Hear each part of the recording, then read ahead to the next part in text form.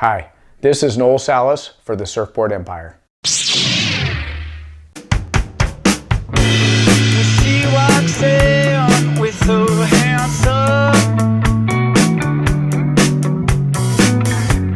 but she don't know she's about to give him up. That floor separate and he's sleeping away. He's thinking about all of the time she never came.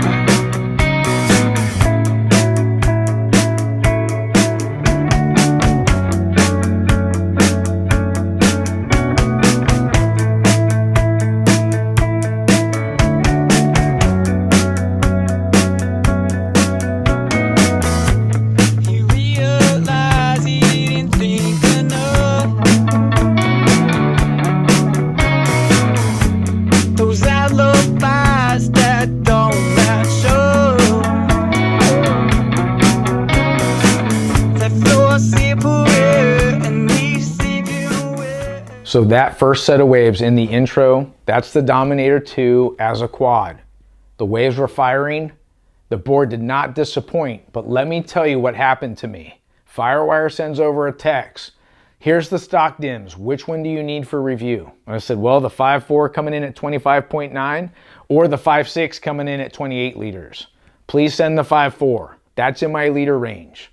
25 to 27 if you follow the show. I'm 5'9" and 160 pounds. Now remember, 25.9 liters EPS. The helium tech's pretty light. I feel like it floats more like 26.4. So it's right in the sweet spot for me. Now, I mentioned the helium tech being super light. I also like the pop and projection it has, especially in small waves. It's got that Polonio balsa wood stringer all the way around the outside of the rail. So it's acting like a parabolic stringer board where it's got this twist and torsion, and as it loads and flexes, it has that pop and projection. It's real explosive through the turns, which I love. Now, I mentioned it's a stock 5.4, so it's on the shorter side. This is 19 3/8 wide, 2 1/4 thick. These are all signs for me that this is a small wave performance board or maybe a groveler. Now, Firewire sends over the stock list for me to pick one, but I don't know what board category or wave range the Dominator II falls in. So I'm standing on the beach and I'm thinking, do we push it? Waves are overhead. Will this board hold? I don't measure rocker. So all this stuff's going through my head. I'm thinking, man, I haven't ridden a quad in a while and I would love to put my quads in this board and just see how it goes. So we pushed it. I put it in the top end, thinking if this is a small wave performance board and I put it on the bottom turn going really fast as a quad, will it hold? And to my surprise, it did. Let's dive into the attributes and find out what makes this board so special. So let's start with rocker. Talking about pushing this board in some bigger waves, it's got medium entry and medium exit, but it's not super obvious, right? The other thing I want to point out is the outline. You can see a little bit of a bump or hip right here. Now we know that that will give us something to pivot off of, make it a little bit easier to turn. And I was texting Dan Man just yesterday, so I'm already done reviewing the board. I didn't want any help. But what I wanted is asking Dan, does this little bump, is that purely for pivot? And he was saying that he wanted that surface area here to keep the board moving super fast, and then pulling in the tail will give it a little extra performance. And that's exactly how it felt underfoot. I pushed this board in smaller surf. I wouldn't say I groveled by any stretch, but the board has excellent speed. So for me, when I hear a board, and it could be a mental thing, you tell me it has medium exit rocker, I'm thinking, I hope it's fast. Well, I believe that how Dan carried the width of the whole board and the way he utilized the little bumper hip here, it's got the speed. I believe it'll grovel good, and I really like how short it is because I could get it nice and vertical in the pocket quickly. Now, another thing I want to point out is on the outline, it's kind of rounder. And the rounder the outline, it likes to get in the pocket real quick and it wants to surf top to bottom, and that suits my style of surfing real well. I also would say that it has good amount of foam up in the chest area here. So it's a good paddler, and the rails I'd say are medium. At 2 1/4, they can get boxy, right? Because if it was a performance board, I would be riding maybe like 2 5/16. So 2 1/4 medium, rails are forgiving, but they do knife in to the water nicely and give you that hold and traction. Now I want to talk about concave. Pretty simple on the bottom contours here. It's run a moderate single concave. And as I get right up in here in front of the side fins, that's where I can start to feel that double. So right where the straight edge is, it's subtle. It's not super deep even on the double.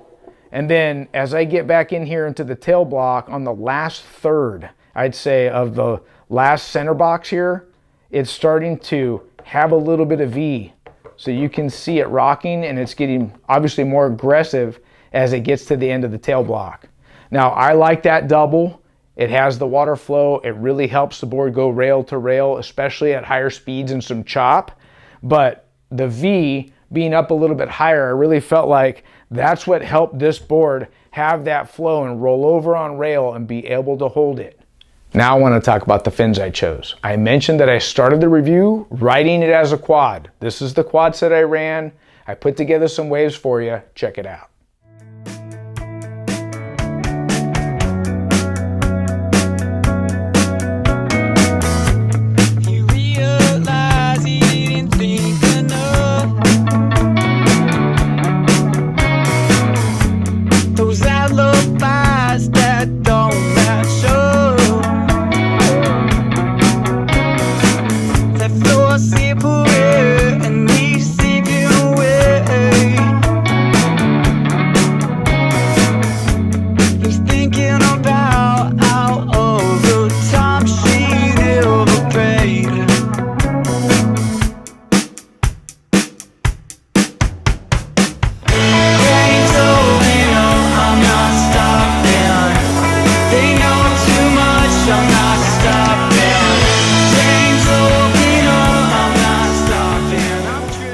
Now that you've seen some waves running this quad setup, it was really hard for me to get off of.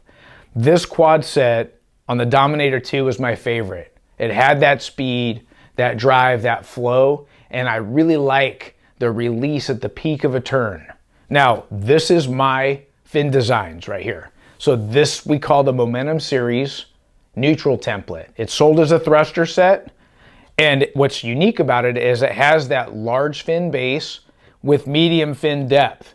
So I hybridized the two. I took a large fin. What I love about that is the wide base. I can push hard through my turns, and it kind of gives me more drive or squirt with speed through my bottom turns and my cutbacks. And then medium fin depth is going to offer less drag, and it's going to keep the board feeling fast and loose.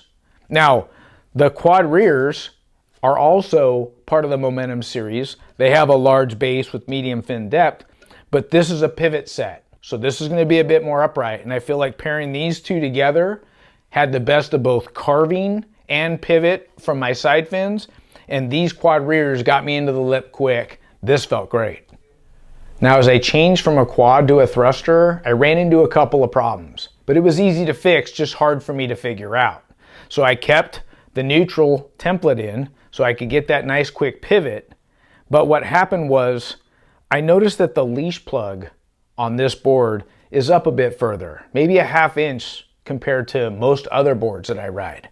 And this Jack Freestone Creatures pad, the kick is pretty high, which I love, but it's also a bit long, and it's roughly 2 inches long compared to most other traction pads are about 1.5 inches in length. So just imagine this.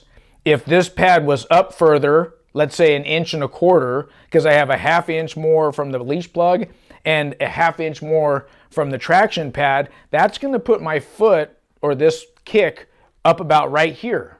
So when I put my foot over that, I got the foot right where I needed to be on the quad rears, and I was getting nice precise turns, but I couldn't get my foot back far enough on the pad to get a nice precise turn when I'm standing over the thruster fin. Why? The thruster goes back further than the quad rears.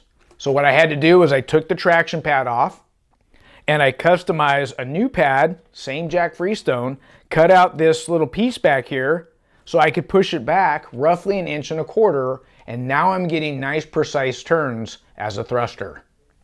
Now that we fixed the traction pad, the neutral template was feeling a little bit too loose and responsive, and I wanted to tone it down, so I put in the rake template. Check out these waves.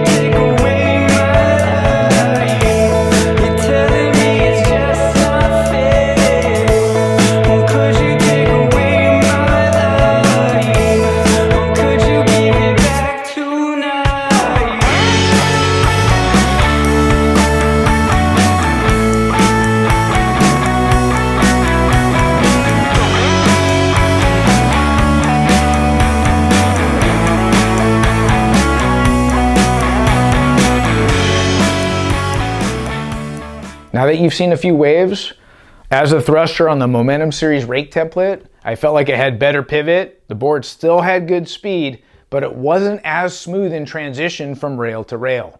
Now, this is my fin design. It has the large base for that drive with medium fin depth, but when you purchase this set, you get 2 center fins.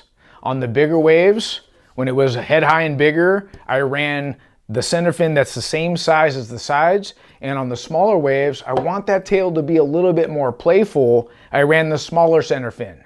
So the last fin setup I tried was the Twin Plus trailer. Check out these waves.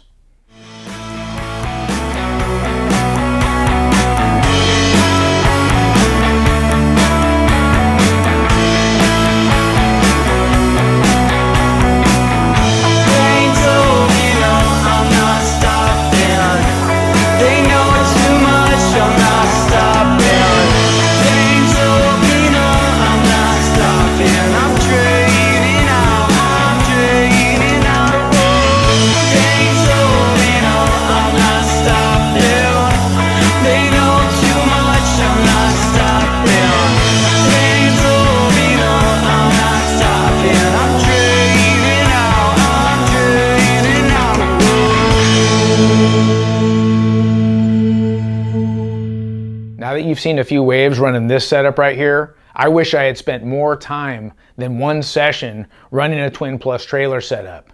I liked it as much as a quad with that speed, that flow, and that little tiny trailer just keeps the board nice and playful on the tail. Now this is the Aquila IPA by Futures. They're sold purely as a twin fin. This is a fiberglass set, and I paired it with the T1 trailer. Guys, this is next level fun too. So let's look at some waves together. Beautiful right here. This is the quad set. A little bit of chatter at the bottom, but it held in nice. Lots of spray on that top turn. Able to go vertical. That's the pivot I'm talking about with the quad set. Look how smooth the board is from rail to rail. Coming off the bottom, nice little top turn. I like how the tail gets free right here, and I like that about the quad. Now here it is backside. There's the release on the quad. Right into a nice little top turn. Look at the flow the board has. Very effortless, going rail to rail with great flow. Now this is the Twin Plus trailer, getting that tail free a little bit, right into a bottom turn, nice little foam climb. And this last little wave, watch the speed off the bottom turns. Nice little top turn, bottom turn, top turn. You see how the tail's getting loose a little bit on every turn, feeling good, keeping the speed up, and keeping it nice and playful and fun. Well guys, I hope you enjoyed today's review on the Dominator II by Firewire Surfboards. This is a favorite for 2020, and Dan man, this board is sick. I'm calling it a one board quiver. Best in 1 to 6 foot surf. Highly recommend it for intermediate all the way to pro level surfers. Special shout out thanks to Firewire for sending this board down for review, and until next time, we'll see you in the water. Bye bye.